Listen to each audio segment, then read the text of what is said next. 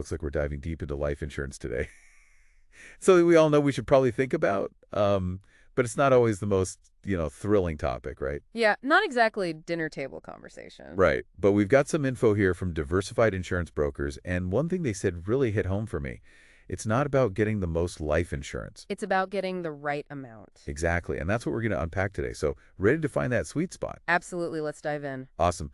So the source talks about how, like, if you overspend on those premiums, you could be missing out on other financial opportunities. Yeah, opportunity cost is a big factor. Okay, yeah, that makes sense. But can you, give us an example? Make it real for us. Sure.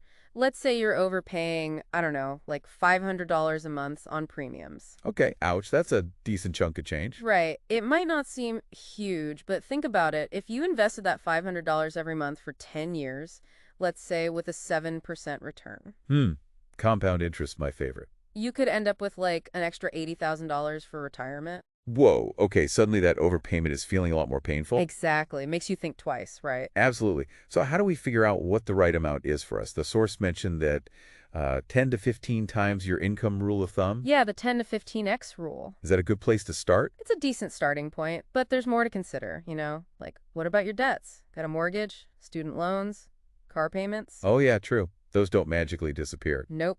Those are financial obligations your family would still have to deal with. Right. So what else should we be thinking about? Well, income replacement is huge. Like, if you're the main breadwinner, how much would your family need to maintain their lifestyle without your income? Yeah, makes sense. Keeps things running smoothly. And don't forget future expenses. College tuition for the kids, maybe even your own long-term care down the road. Okay, so much to think about. So that 10 to 15 times rule, it's really just like a jumping off point. Exactly. A very rough estimate. Got to really look at our own situation. But what happens if we, underestimate, end up underinsured? That's where thinking can get, really difficult for your loved ones. In what way? Well, imagine suddenly facing mortgage payments, bills piling up, maybe even having to, sacrifice their own financial future just to make ends meet. Yeah, that heavy burden. No one should have to go through that. Having the right life insurance can make a huge difference. For sure, it's not just about the numbers. It's about protecting the people you care about. I also noticed the source mentioned there are actually limits on how much coverage you can get. Right, there are limits. Why is that? It's all about risk assessment.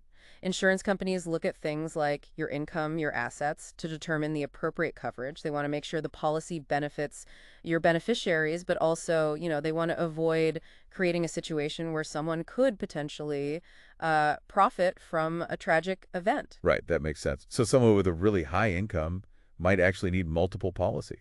Exactly. High-income earners, people with complex financial situations, they often need to look at, specialized options to get adequate coverage, like umbrella policies, maybe a combo of term and whole life insurance. So many options. It really isn't one size fits all.